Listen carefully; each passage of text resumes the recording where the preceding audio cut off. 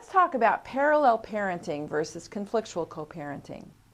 When parents have conflictual co-parenting relationships, we need to implement a new strategy called parallel parenting.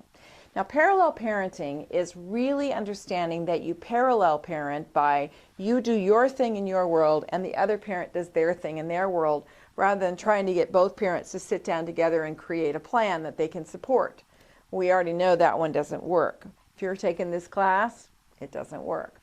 So what is parallel parenting? It is the ability of one parent, or actually both parents, to create their own rules, their own discipline, their own strategies, their own traditions, their own belief systems, and their own action plan for how they parent their children.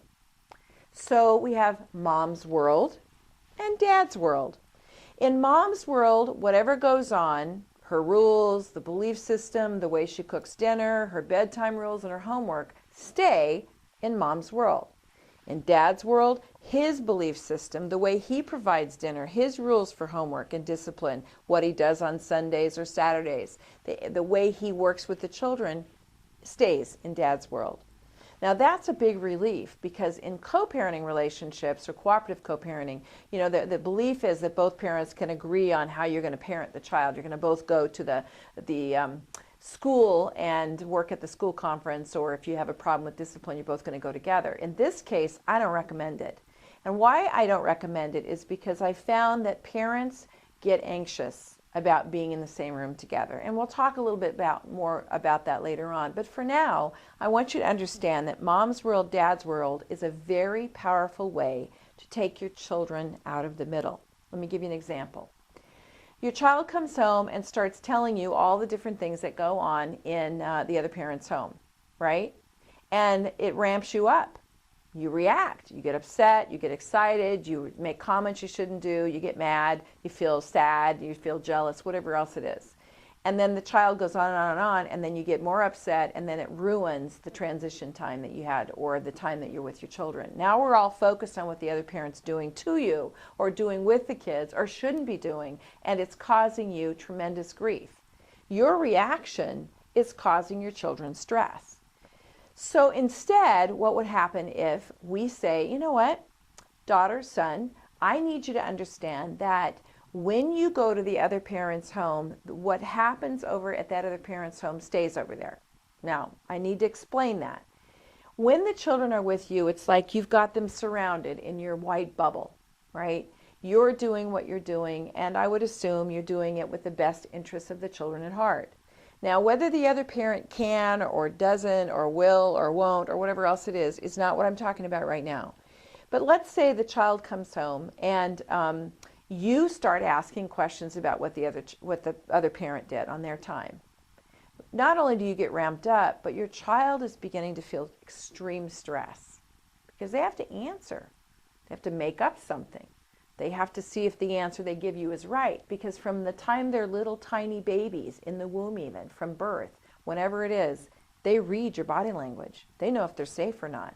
And they read, and that's research. Research has proven that children read the cues from visual, eyesight, auditory, hearing, feeling, and touch, along with all the language that goes on. They know if they're safe or not with you when you're upset. So if you've ever had your kids say, Mommy or Daddy, what's wrong? And you go, nothing, you're lying, okay? It's just you got to figure out how to tell your children what it is if it's the other parent. So in mom's world, dad's world, we want to set up our own rules. And then we don't need to share those with the other parent. We don't need to get their agreement. We don't need to get their approval.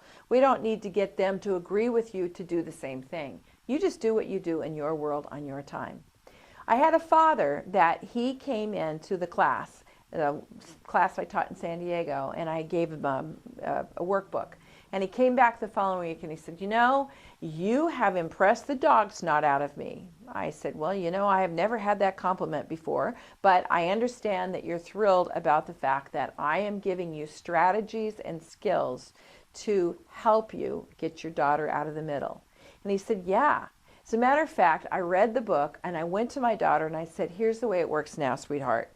From now on, whenever you come back to my house, If you start telling me about what went on in Mom's world, I have the right to say, sweetheart, Daddy doesn't need to hear it. Okay? And you can say, oh yeah, that's right. I don't need to report. I don't need to relay. And if you hear me say, how'd it go in Mom's world? Did your mom do this or that? You have the right, sweetheart, to say, Dad, that's Mom's world. And I don't need to tell you. That worked beautifully. And it really changed their relationship and brought them closer, because Dad was no longer feeling jealous or irritated or worried about what was going on. He actually started focusing his energy on getting close to the child during his time when he was with her. So that's parallel parenting, Mom's world, Dad's world. Now, I also want to warn you that if the two of you cannot be together in the same room, at the ballpark, at an exchange, or at the children's school in the classroom at an open house, find another time to go. Trade off so that you're not going to an event with your child when the other parent's going to be there. Now you say, well, that's not very nice. My kid would be messed up by that. No. If you know that your child is going to see a parent tense, a possible physical or emotional altercation, stress from the other parent, undermining words, comments, other people ganging up, a scene of some kind, then don't go. Go on your weekend with the children.